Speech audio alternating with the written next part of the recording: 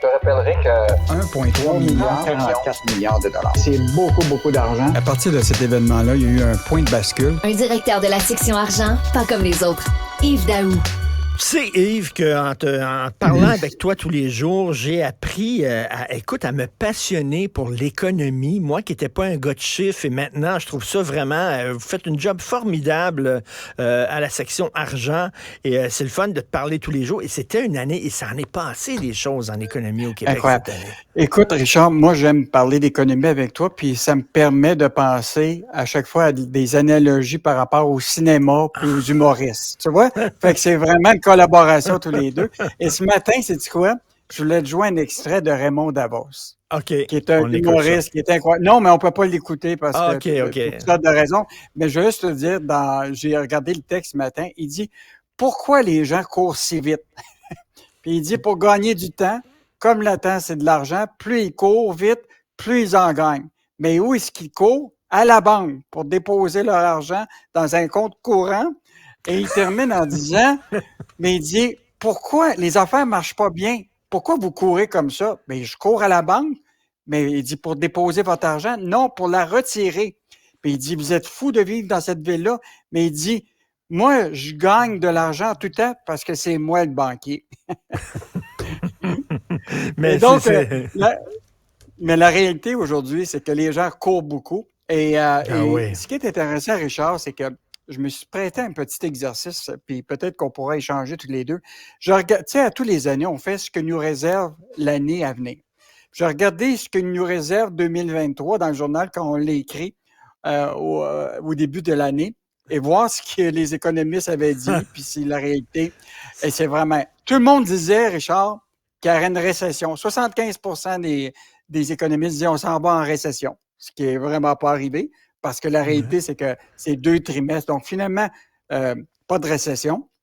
L'autre affaire, ce qu'ils nous ont dit, c'est que les taux d'intérêt, là, étaient pour augmenter de façon significative, puis qu'on verrait l'effet de tout ça entre 18 et 2 ans. Bien, finalement, c'est vrai qu'on a vécu là, les 10 hausses de taux d'intérêt qu'on a eues depuis les 2 dernières années. Là, on voit les impacts maintenant. L'autre chose qui était intéressant, c'est qu'on parlait que, écoute, il y en a qui disaient qu'on aurait un taux de chômage qui se rapprocherait du 6 Alors, tu vois, le Québec est à 5,2 Donc, il y a quand même des réalités de ce qu'on a dit au début de l'année. Les salaires qui augmenteraient de 4 en moyenne au Québec, ce qui semble être le cas dans la majorité des cas, à moins qu'il y ait une entreprise qui a fait des gels de salaire. Mais ce qui est fascinant, Richard, tiens-toi bien, tout le monde prédisait que la bourse, là, ce ne serait pas significatif. Ben, je veux juste te dire, je regardais ce matin, là, par rapport au début de l'année, là, jusqu'à aujourd'hui, là, écoute, le SP500, là, 22 d'augmentation, le Dow Jones, 12 le Nasdaq, 41 et notre petite bourse à Toronto, c'est 7 Donc, de façon générale, mettons qu'on a eu... Ben, finalement, on termine... Dans le fond, tout ce qui est arrivé, là, c'est que les taux d'intérêt, on sait que ça annonce une baisse des taux d'intérêt. Donc, les gens vont chercher des rendements ailleurs. Et là, évidemment, ça a donné, depuis novembre, puis même fin septembre, là, un coup à la bourse. Donc, si tu regardes ton portefeuille, là, tu vas être un peu content pour la fin de l'année. Mais ce qui est plus inquiétant, Richard, moi, je pense, c'est plus par rapport à 2024, parce que là, il y a des signes qui sont moins drôles. Parce que moi, j'ai 5 choses puis on pourra partager là-dessus. Là. Écoute, la situation est encore difficile pour les ménages. Là. L'inflation est encore là, mais l'inflation alimentaire frôle encore entre 5 et 7 pour la viande, les fruits, les légumes. Les salaires, ben, ils n'augmentent pas aussi vite que l'inflation. Les taux d'intérêt, il y a beaucoup de gens qui ont signé des hypothèques de taux fixe à 2 1 Puis là, on va être tout en renouvellement en 2024. Ben là, non, ça va augmenter. il y a même de la difficulté à payer leur paiement de char. Ah non, écoute. Puis là, tu as vu, plus de 9 du revenu disponible des Canadiens puis des Québécois, là, actuellement, vont payer des intérêts sur toutes leurs cartes de crédit, hypothèques, tout ça. 9 ça s'est jamais vu depuis 1990. Donc, la situation va être encore difficile en 2024 pour les familles. puis évidemment, tout le monde va commencer à regarder leur budget, à diminuer leurs dépenses. Et ça va avoir des impacts, évidemment, sur la croissance économique du Québec, là. Écoute, Michel Girard a fait cette analyse-là. Dans les 5 derniers mois, au Québec, on a perdu 190 000 emplois à temps plein au Québec. Écoute, le Québec a perdu 5 de tous les emplois à temps plein. C'est dramatique, là. Au Canada, là, on est vraiment, là, on a, au niveau de la croissance économique pour On est les 2024, et c'est pas drôle. Non. Évidemment, pour les consommateurs, ben l'enjeu pour tout le temps, c'est que même s'ils dépensent, là, la réalité, c'est qu'il y a de moins en moins de services. Tu comprends-tu? Aujourd'hui, oui. là, tu as des fautes bancaires, tu n'es pas capable de retourner, d'avoir ton argent. C'est Écoute, vrai. moi, j'ai été me promener dans un centre commercial le week-end dernier. Le stationnement, là, était plein à craquer. Tu vas dans les magasins, écoute, tu n'as personne pour te servir. Il n'y a personne nulle part. La seule chose que tu as, c'est des gens qui sont à la caisse pour pouvoir prendre ton argent puis te payer, mais cherche quelqu'un pour t'offrir du service, là. Il n'y a personne dans les As-tu vu dans les grosses épiceries, là, les grandes surfaces, de plus en plus, tu as des caisses sans caissier, là, sans caissière, là, où c'est toi-même qui fait ta caisse. Là.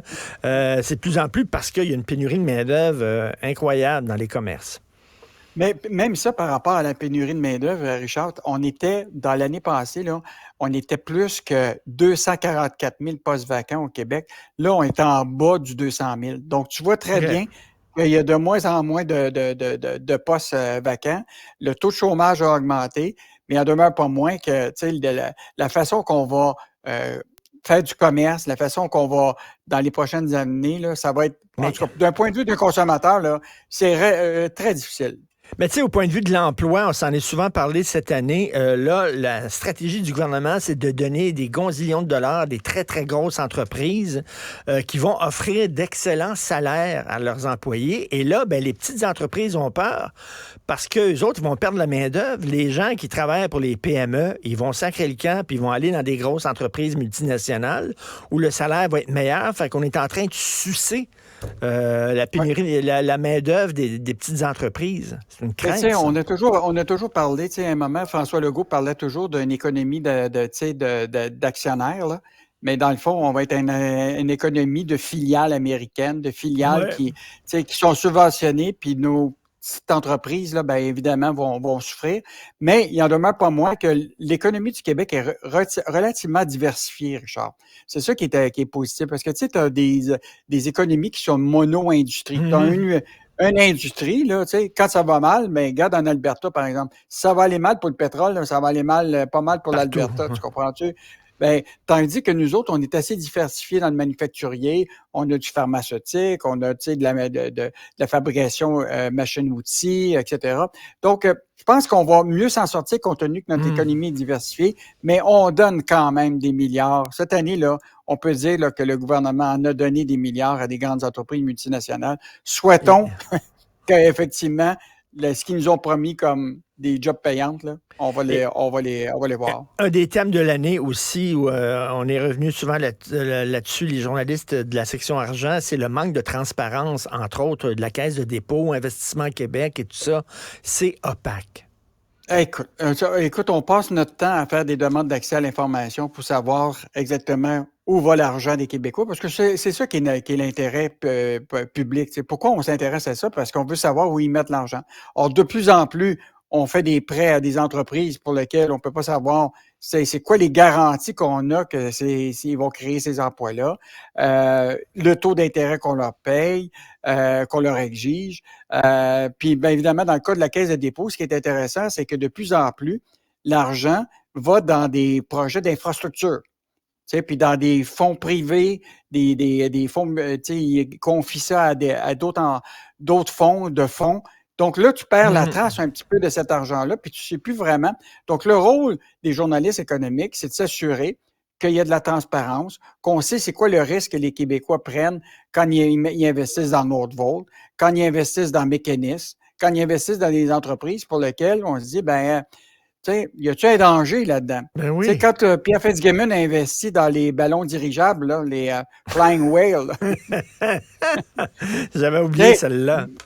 Ah non, non, moi, je l'ai pas oublié. Puis, je ne sais pas si le ballon il s'est dégonflé là, depuis le temps, mais il y a demeure pas moins que c'est le rôle, justement, en tout cas des journalistes économiques de la section argent, de demander de la reddition Alors, de comptes. Et on va continuer. flying whale, c'était plutôt dead duck. Hein? C'était plutôt un canard boiteux qu'une baleine qui volait. Qu'est-ce qu'on va pouvoir lire dans la section argent ce week-end, Yves? En fait, Richard, on a plusieurs choses. Michel Girard va revenir sur tout l'enjeu des cotisations de la rente de retraite. Là. Tu sais qu'à partir du 1er janvier l'année prochaine, c'est 620 $ de cotisations additionnelles pour le régime des rentes du Québec. Donc, il nous explique un peu qu'effectivement, on va être obligé de mettre un peu plus d'argent pour épargner. Évidemment, on a de très, très bons dossiers qui touchent l'immobilier. On a aussi tout l'enjeu de souvent, tu sais, des petits commerçants, là, Richard, qui font face à des changements de signalisation, des voies réservées aux pistes cyclables. On avait parlé de ça avec des petits commerçants sur la rue Henri-Bourassa. On en a trouvé d'autres sur la rue Sherbrooke, écoute, qui sont vraiment pas contents. Donc, écoute, une bonne section pour le journal de samedi. Et donc, Richard, je te souhaite, évidemment, on va se reparler probablement l'année prochaine, mais profite-en. Regarde ton portefeuille boursier. Ça, je laisse ça à ma blonde. C'est plus elle qui a la tête. C'est la ministre des Finances dans notre couple, c'est elle. Hey, merci beaucoup pour tes interventions quotidiennes. J'ai appris beaucoup, beaucoup de choses sur l'économie. Maintenant, je me passionne sur ce sujet-là grâce à toi. Merci. Bon temps des fêtes. Salut. Salut. Bon temps.